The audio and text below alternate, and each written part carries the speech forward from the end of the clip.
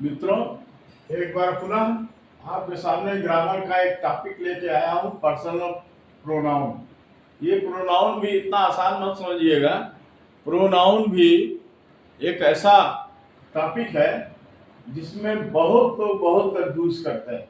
मैंने एक दिन प्रोनाउन का एक टाइप पर्सनल प्रोनाउन मैंने पढ़ाया था, जिसमें पर्सनल प्रोनाउन के जो 3 केस होते हैं, सब्जेक्टिव केस, ऑब्जेक्टिव केस और पॉजेसिव केस, ये मैंने वीडियो डाला हुआ है।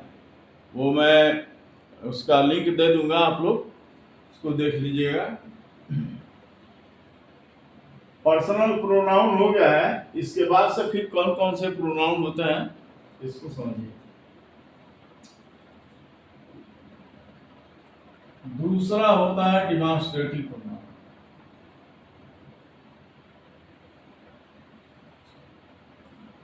ये डिमॉन्स्ट्रेटिव प्रोनाउन, ये क्या होता है? डिमॉन्स्ट्रेट करता है। डिमॉन्स्ट्रेट का मतलब होता है pointing words that points something. The word that, the pronoun that points something is called demonstrative pronoun. Demonstrate माने पॉइंट करता है, पॉइंटिंग प्रोनाउन। और पॉइंटिंग प्रोनाउन जो होता है, ये 5 होते हैं। वैसे आप लोग तो दिस दैट दीज दोस पढ़े होंगे। अभी तक आप लोगों को कितना पढ़ाया गया है? 4 ही। दिस, that, these,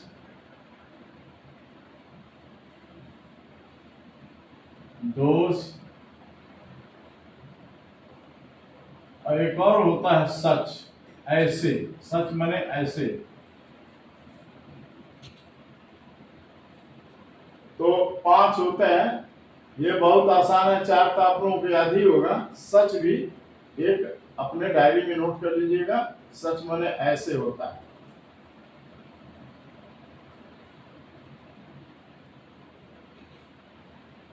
अब डिमॉन्स्ट्रेटिव प्रोनाउन के बाद से तीसरा होता है इंटरोगेटिव।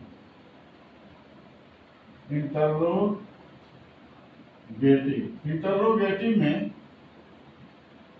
बहुत बच्चे ऐसे समझते हैं,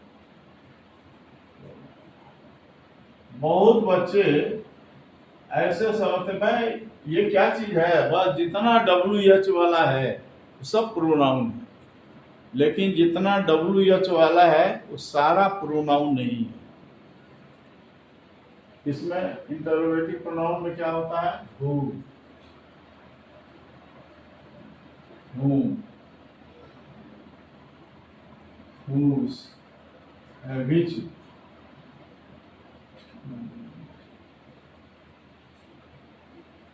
whose और what,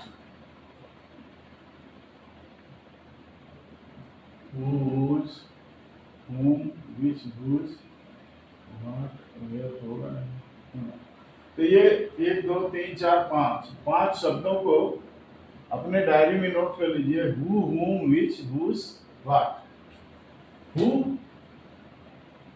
हु किसको, किसके लिए लगाया जाता है? सब्जेक्ट के बारे में पूछने के लिए। हु जो है, जैसे who are you, who is your father, इस तरह से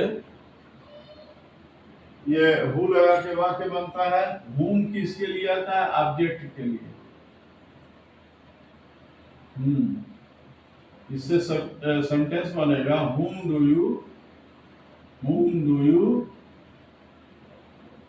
like most, माने सबसे अधिक आप किसको पसंद करते हैं। whom माने किसको होगा, क्योंकि ऑब्जेक्ट को पूछने के लिए आता है, तो ऑब्जेक्ट के अर्थ में को आता है। whom माने किसको। whom do you like, आप किसको पसंद करते हैं। most माने सबसे अधिक, आप सबसे अधिक किसको चाहते हैं, पसंद करते हैं। ठीक है। which, विच वस्तुओं के लिए आता है, थिंग्स के लिए, और या छोटे मोटे जानवरों के लिए प्रयोग होता है। ये विच जो है चुनाव, सिलेक्शन, चुनाव। जैसे कई बाल पड़े हुए हैं, इसमें एक बाल राम की है, तो पूछा जाएगा विच इज राम्स बाल, विच इज राम्स बाल, विच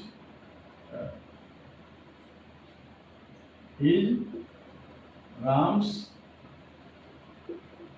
बाल।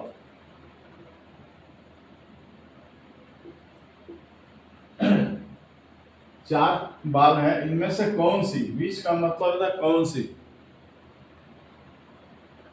ठीक है। हुज ये अधिकार सूचक, अधिकार किसका है, इसका अर्थ होता है किसका, कोई वस्तु किसका है? इसका ये बनेगा वाक्य,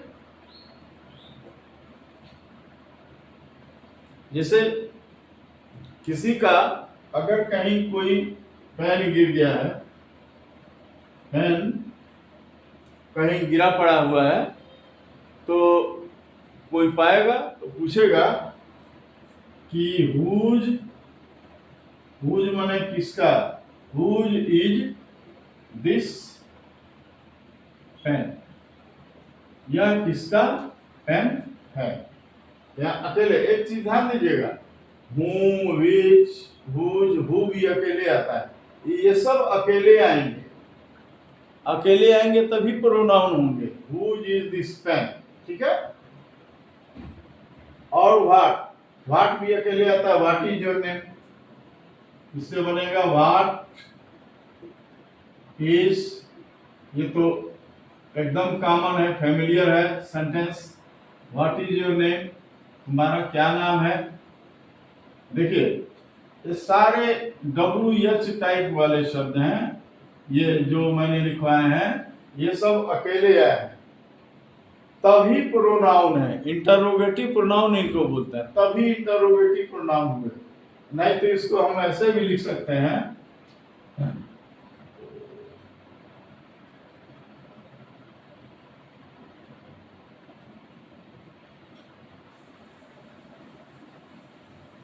व्हाट नेम इज योर्स। अब यहां देखिए, व्हाट के बाद नेम, यह नाउन हो गया, यहां पर ये प्रोनाउन नहीं हुआ, ये एडजेक्टिव हो गया, ये इंटरोगेटिव एडजेक्टिव हो गया। इसी तरह से होम का नहीं बनता है, इसका एडजेक्टिव नहीं बनता है, विच का होगा, ये नहीं होता है, विच, हुज, व्हाट। विच का होगा विच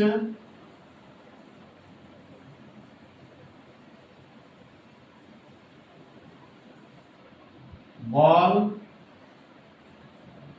इज राम्स। अब देखिए यहाँ पर बाल जो है लास्ट में था अकेले, यहाँ पर बाल को उठा के यहाँ विच के बाद लगा दिया, तो विच बाल। यहाँ पर ये नाउन है, नाउन आ गया तो यह प्रोनाउन नहीं रह जाएगा, ये प्रोनाउन नहीं रह जाएगा, ये एडजेक्टिव हो जाएगा, ठीक है। Adjective interrogative. इसी तरह से हुज इज दिस पेन है, इसको हम ऐसे लिख सकते हैं, हुज पेन इज दिस। अब देखिए यहाँ क्या था, हुज अकेले आया था, अब पेन को हुज के साथ लगा दिया, उसको ऐसे ही छोड़ दिया। हुज पेन, किसका पेन, यह है, यह किसका पेन है, तो अब पेन है नाउन, इसके पहले ये आया, तो जब भी नाउन आएगा तो ये प्रोनाउन नहीं रह जाएगा, इसका चोला बदल जाएगा, ये हो जाएगा एडजेक्टिव, ठीक है बच्चों। तो ये हो गया इंटरोगेटिव। इसके बाद से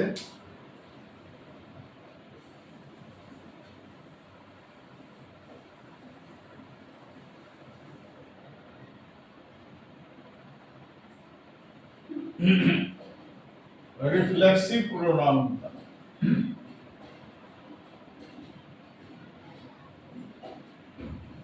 रिफ्लेक्सिव प्रोनाउन, रिफ्लेक्स माने होता है पलट के वापस आ जाना। जैसे आपने कोई कार्य किया लेकिन उसका प्रभाव आपके के ऊपर पड़ गया, ऑब्जेक्ट के ऊपर ना हो करके। जैसे आपने एक पत्थर चलाया आम तोड़ने के लिए, लेकिन वह पत्थर आम को न लग के आप ही को लग गया। आप कहीं जा रहे हैं, अपने आप को घायल कर दे रहे हैं। तो ऐसी स्थिति में जहां डूअर यानी सब्जेक्ट जो जिस काम को कर रहा है उस काम का प्रभाव उसी के ऊपर पड़ जाए तो वहां पर रिफ्लेक्सिव प्रोनाउन कहते हैं। इसके साथ ही साथ मैं बता दे रहा हूं एम्फैटिक, क्योंकि दोनों में बहुत बच्चे एम्फैटिक प्रोनाउन, दोनों का चूंकि स्वरूप वही होता है, सेल्फ लगा देते हैं। जैसा माई सेल्फ, योर सेल्फ,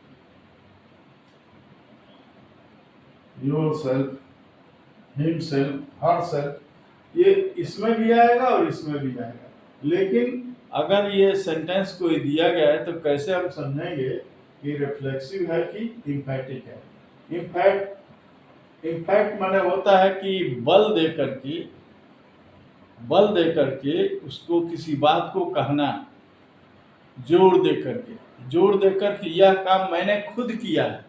जहां कोई काम किसी के द्वारा खुद का अर्थ है स्वयं, खुद या स्वयं, तो वहां पर ये एम्फैटिक होता है। पहले रिफ्लेक्सिव जानिए।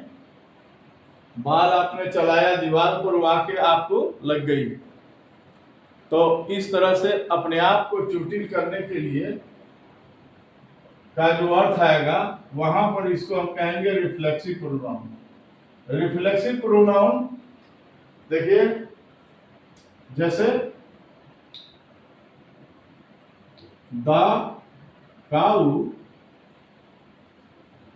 हर्ट इट सेल्फ, इट में सेल्फ लग गया, इट सेल्फ माने अपने आप को, इट सेल्फ माने स्वयं को, अपने आप को। गाय ने अपने आप को चोटिल कर लिया, किसी और को चोट नहीं पहुंचाया, खुद को चोटिल कर लिया।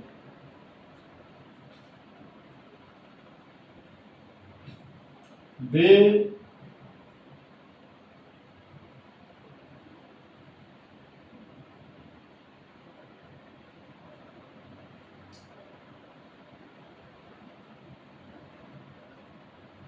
put in danger themselves।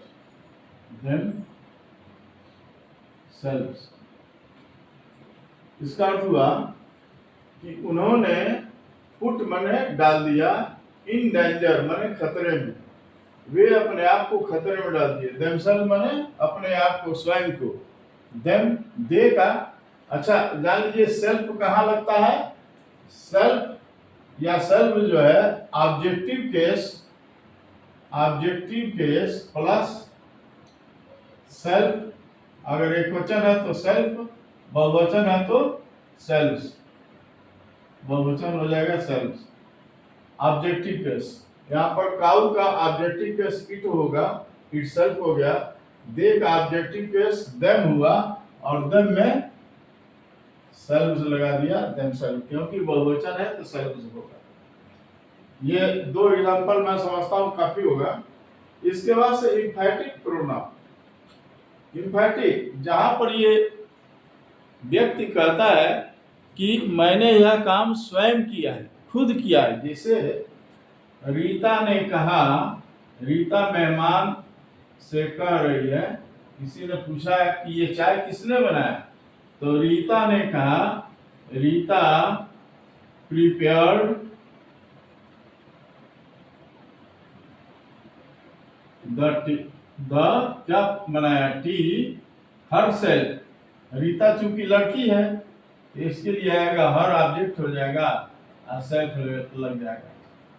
ये कह रही है, Rita prepared the T her self. Rita ने चाय को खुद बनाया है। चाहे ये कह सकती है आई, किसी ने पूछा कि चाय किसने बनाया, ये कह दी कि आई prepared the T her my self. जब आई लग जाएगा तो यहां हो जाएगा my self. I prepared the T my self. Subject के अनुसार ही ऑब्जेक्ट ऑब्जेक्टिव केस आएगा। अब एक और उदाहरण ले लेते हैं, emphatic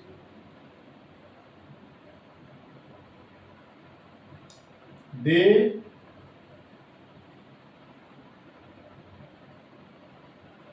got the solution themselves।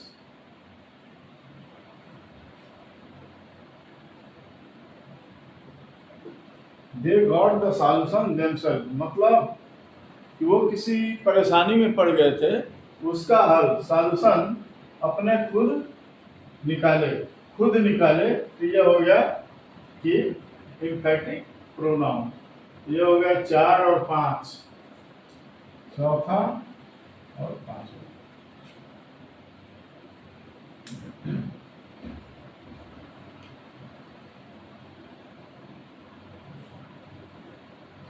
अब इसके बाद से आता है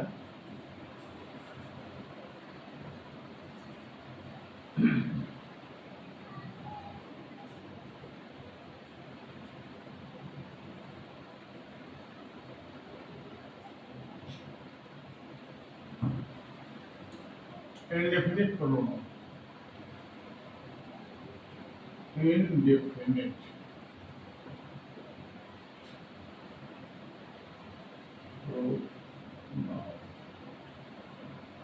इंडेफिनिट का मतलब होता है अनिश्चित। अगर हम कहें ही या हिम तो ये निश्चित है कि कौन है वो, आई मी, ये निश्चित है। लेकिन कुछ शब्द ऐसे होते हैं जिससे कोई पता ही नहीं चलता कि कौन है। ये शब्द ऐसे हैं, आल।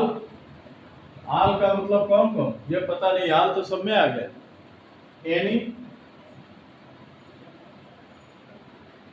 मेनी और no, no one, somebody, somebody, anybody, anybody, someone, anyone, anyone,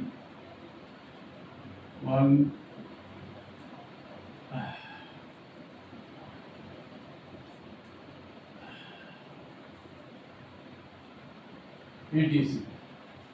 ऐसे प्रोनाउन जिनसे सब्जेक्ट या ऑब्जेक्ट के का कोई निश्चित स्वरूप नहीं पता चलता कि कौन है क्या थे, वो सब में आ जाता है, तो उसको हम इंडेफिनिट प्रोनाउन कहते हैं। इसके बाद से होता है डिस्ट्रीब्यूटिव प्रोनाउन।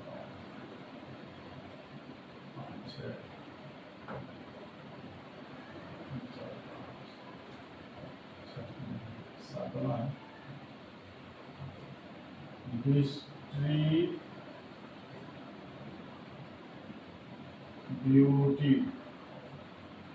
बहुत ध्यान से समझिएगा इसको। डिस्ट्रीब्यूटिव भी बहुत इम्पोर्टेंट है।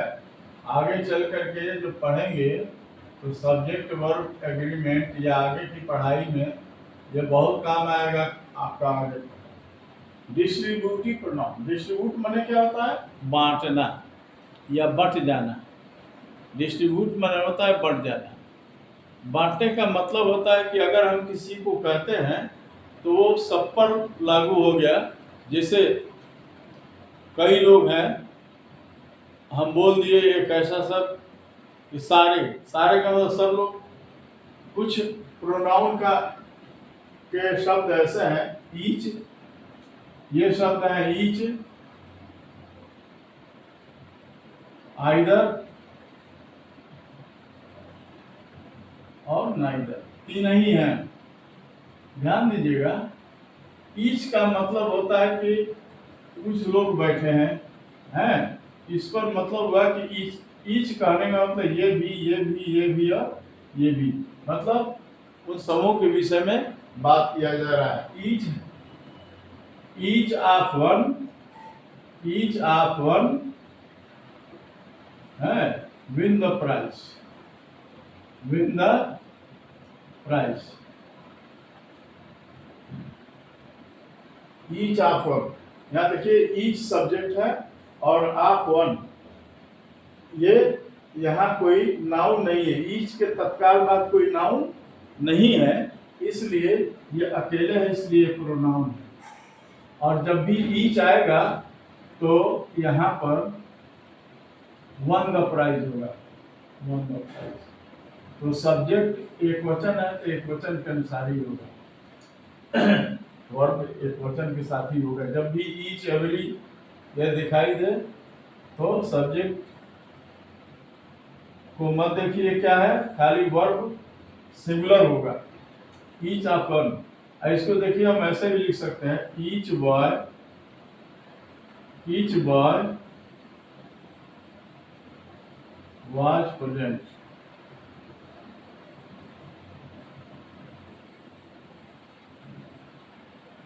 यहाँ क्या होगा? ईच बॉय लिखा, यहाँ नाउन है, नाउन के पहले ईच आ गया तो ये प्रोनाउन नहीं लगेगा। यहाँ प्रोनाउन है, यहाँ एडजेक्टिव है। एडजेक्टिव का फंडा इसी तरह से अगर कोई नाउन आ गया तो उसके पहले वाला शब्द प्रोनाउन नहीं होता है, एडजेक्टिव होता है। इस बात को ध्यान रखिएगा। और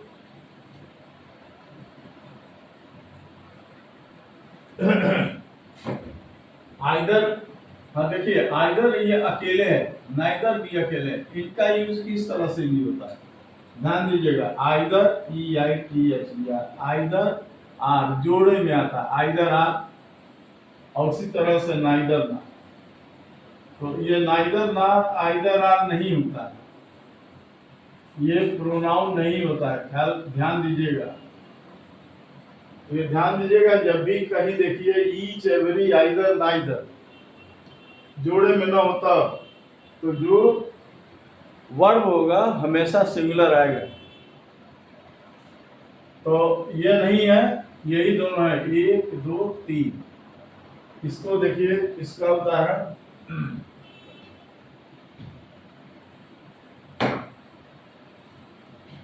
either of the boy was guilty, मतलब कि एक से अधिक लोग हैं, इनमें से कोई एक लड़का गिल्टी है, माने दोषी है। इसी तरह नाइदर नेगेटिव हो जाता है, कोई एक। आइदर का मतलब हुआ कि इनमें से कोई एक, नाइदर का मतलब हुआ कि उल्टा, इनमें से कोई नहीं, यह भी होगा। इसी तरह से neither, neither of the roads,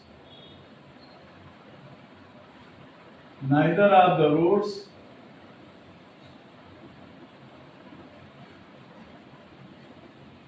either of the boys होगा, neither of the roads is safe. इसका अर्थ यह हुआ कि कई रोड हैं दो, कम से कम तो दो होने ही चाहिए, तीन भी हो सकता है। ये जो सामने जो सड़क दिखाई दे रहा है, इनमें से कोई भी सड़क सेफ नहीं है, कोई भी सड़क सेफ नहीं है, इसी में नहीं पैर था गया। ये हो गया आपका डिस्ट्रीब्यूटिव प्रोनाउन।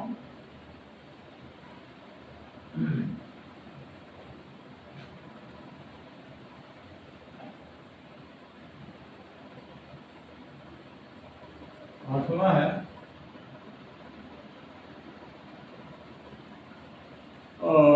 रेसिप्रोकल। रेसिप्रोकल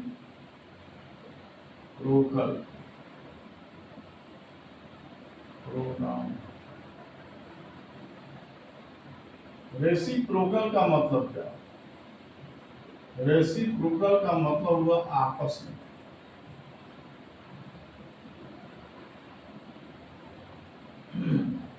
यदि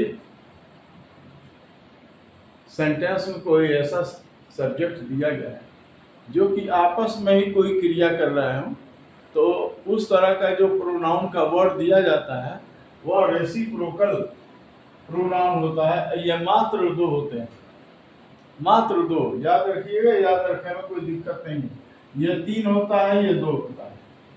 ये क्या होता है? Each other, each other. एक होता है वन अनदर। ईच अदर कहाँ प्रयोग होता है? जब दो व्यक्ति हो, तब जब दो व्यक्ति आपस में कोई कार्य कर रहे हो तो ईच अदर का प्रयोग होगा। और जहां दो से अधिक हो, दो से अधिक हो, दो से अधिक व्यक्ति हो आपस में, जैसे कि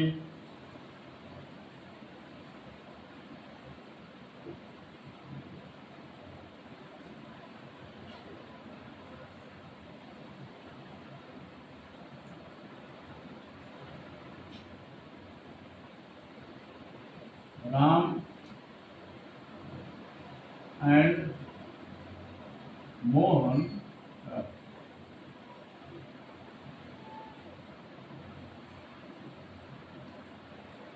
फाइट में quarrel, QUARREL, quarrel each other.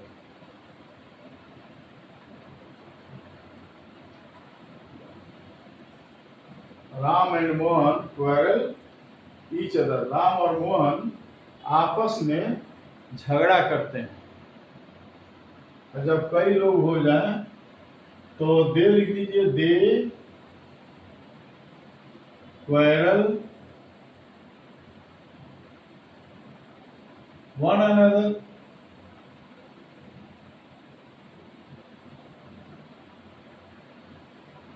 बहुत इजी है, ईच अदर और वन अनदर याद कर लीजिए, ये आपको अच्छी लगेगा। अब ये दो टाइप और बचे हैं। अब ये चूंकि वीडियो लंबा हो जाएगा, इसलिए दो, उसमें एक टाइप बहुत ही इम्पोर्टेंट है, रिलेटिव प्रोनाउन। तो उसको समझाने के लिए मुझे उस पर कुछ ज़्यादा समय चाहिए, तो मैं इस वीडियो को यहीं समाप्त करता हूँ और आप लोगों से अनुरोध करता हूँ कि आप लोगों को यदि ये वीडियो ज्ञानवर्धक लगा हो, अच्छा लगा हो, तो कृपया इसको लाइक, सब्सक्राइब और फॉलो करें। और कमेंट में मेरे द्वारा कितना मेहनत किया गया है और क्या किया जाना है, कृपया कमेंट में ये भी लिखें। धन्यवाद।